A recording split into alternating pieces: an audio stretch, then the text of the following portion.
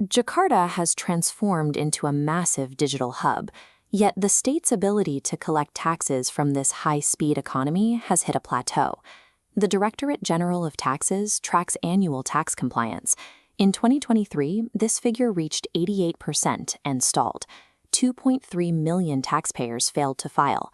In response, the DJP lowered its 2025 target to 81.92%, acknowledging deep psychological barriers to 100% compliance. This institution is now struggling to bridge the divide between a citizen's private digital wealth and their public fiscal obligations. The state's primary objective is voluntary compliance, citizens fulfilling their fiscal duties by choice, rather than through the threat of enforcement. Current tax collection methods have hit a wall, as traditional enforcement and dry bureaucratic forms fail to engage the modern taxpayer.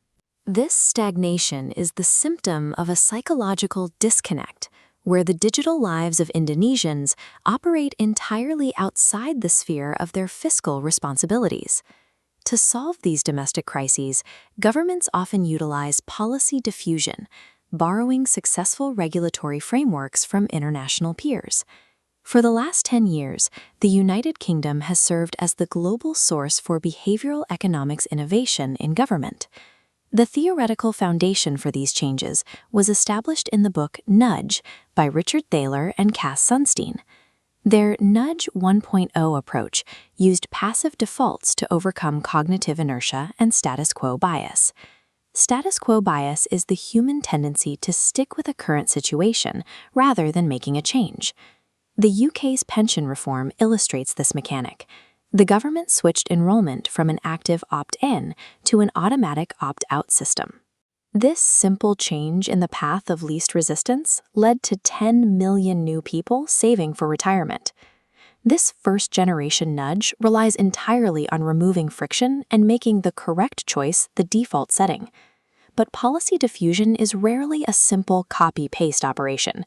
Indonesia's digital habitat requires a radical translation of these behavioral theories to be effective. Passive defaults often fail in Indonesia, where a large informal economy and infrastructure gaps make invisible policies difficult to manage. To find a better solution, we must look at the habitats, a concept by sociologist Pierre Bourdieu, describing the social environment that shapes how individuals behave. The Indonesian digital habitat is defined by 167 million active social media users who engage in constant competitive self-representation. For Indonesian youth, platforms like Instagram and TikTok have become the primary arena for identity construction and social validation. In this digital arena, likes, comments, and shares function as a new form of cultural currency. This leads to the accumulation of symbolic capital, the prestige and social recognition gained through visible success. The UK model makes policy invisible through defaults. To work in Indonesia, a nudge must be highly visible to generate this symbolic capital. Social media has turned self-representation into a competitive battlefield where visibility is the only measure of status. To increase tax compliance, the state must move past dry forms and insert itself directly into this competition for social standing. Researchers decode this behavior using the Philip Mayring model for systematic qualitative analysis. This model allows researchers to analyze textual materials step by step to uncover the hidden meanings behind digital content. This research identifies flexing as the dominant cultural behavior, the demonstrative consumption and display of wealth. Slexing serves as a form of self-disclosure, carefully curated to give others a specific impression of one's social position. This behavior is fueled by social comparison, where luxury and wealth are viewed as the primary indicators of happiness and social honor. While often viewed negatively, flexing is an authentic and powerful motivator for millions of active Indonesian users.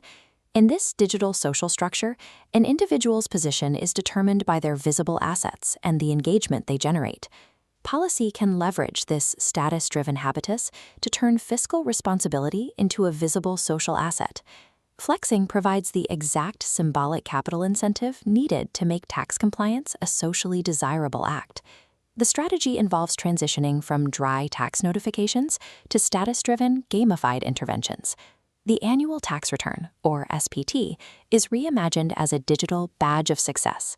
SPT stands for Surat Pemberitahuan Tahunan, the official form Indonesians use to report their yearly income and taxes. Timely tax payments grant access to exclusive digital status symbols that users can feature on their social media profiles.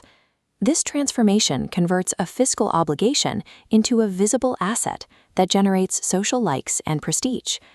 The system taps into the psychological mechanism of social comparison that already drives the Indonesian habitus. It changes the role of the tax authority from a purely punitive enforcer to the designer of a fiscally proud society. This is Nudge 2.0, a policy that uses the pursuit of status as the engine for voluntary compliance. The DJP treats the annual tax return as a platform for behavioral innovation, using the filing process to generate social signaling for the contributor. By utilizing the flexing culture, the state can potentially activate millions of non-compliant taxpayers through the promise of digital prestige. To verify this status, the state requires absolute data on taxpayer wealth to ensure these badges are awarded accurately. This verification is powered by the Automatic Exchange of Information, or AEOI. The AEOI system involves the automatic sharing of financial data between international jurisdictions and the DJP. This flow is managed by the Common Reporting Standard, a framework developed by the OECD to coordinate global economic policies. Indonesia joined this system in 2018 to follow up on the data gathered during its previous tax amnesty programs. Without this global data pipeline to verify wealth, the visible status badges of Nudge 2.0 would have no factual foundation. However, a major gap exists between Indonesia's legal infrastructure and that of its international data partners. The European Union operates under strict data protection standards that currently exceed Indonesian domestic legal protections. Indonesia's Law No. 9 of 2017 focuses primarily on technical data exchange rather than establishing robust privacy shields for individual citizens. This lack of protection is a security risk, as behavioral profiling and AEOI data create a high-value target for cyber attacks. A single data breach would permanently destroy the public trust necessary for any voluntary compliance system to function. If Indonesia's privacy laws do not meet international standards, partners like the EU may eventually cut off the flow of financial data. A nudge is only as effective as the legal and digital infrastructure that supports it. Closing the compliance gap requires a synthesis of behavioral psychology and advanced data management. The state must translate international theories through the local habitus, turning tax compliance into a valuable form of symbolic capital. The future of fiscal policy lies where human psychology and secure digital transformation meet. By securing the data and gamifying status, the DJP can transform the SPT into a genuine symbol of achievement for a new, fiscally proud society.